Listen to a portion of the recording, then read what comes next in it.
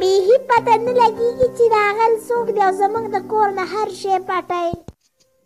مورې ته په خپل جادو سره وګوره که نه چې څوک دی او چرته کې ناست دی.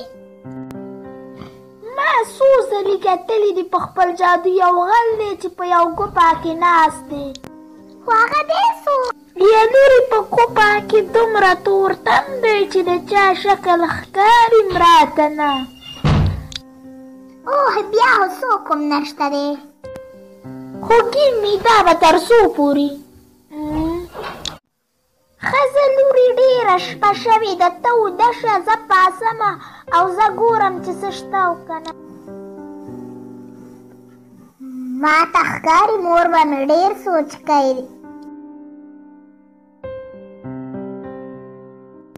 راته ښکاري غل سره هم ګروپ نشته دی په تورتم کې ګرځي.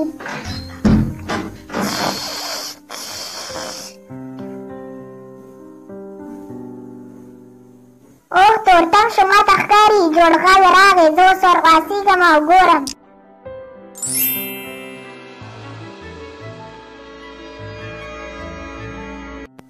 څوک دی؟ دلته کې څوک دی؟ راته ښکاري جوړ څوک وتښتېدل.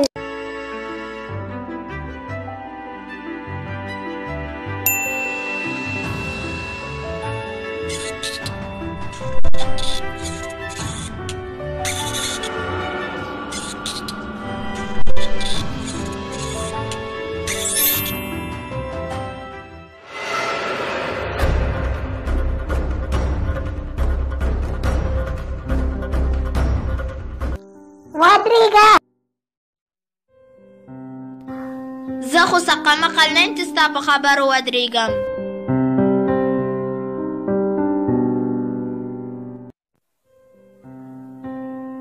د باندې راشه زه به تا ته هېڅ سم نه ویم.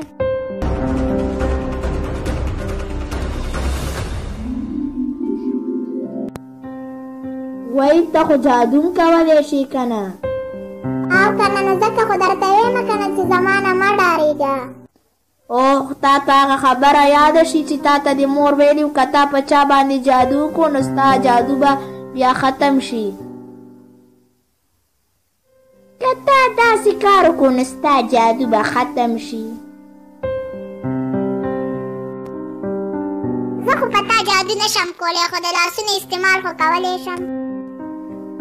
اینما چې د تر څو پورې به ما پسې منډه ووهې.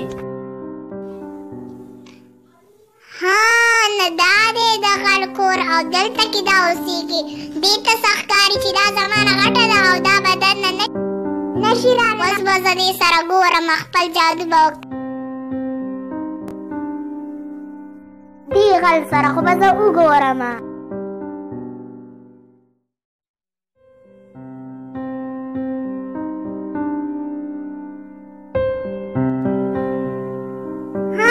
دلته کې دې غل زموږ ټول سامان جمع کړی دی.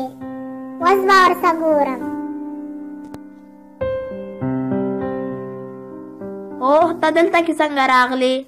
څنګه چې ته زموږ کور ته راغلی وې غله.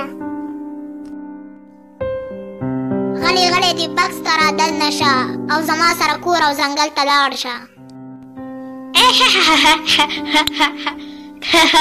ته به اوس ما ګیرې، راځه ما پسې منډې وهه.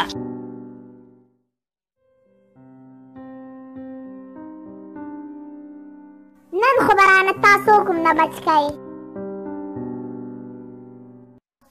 راځه لږه منډه به ستاسو کور ته م ووهم. وایي دا څه وشو؟ یموږه که تا چې څه کول د هغې سزا همدغه وه. تا رښتیا وویل. خیر دی ما معاف کړئ، زه به بیا کله هم تاسو نه تنګوم او دلته به نه راځم. خیر دی ما خلاص کړئ.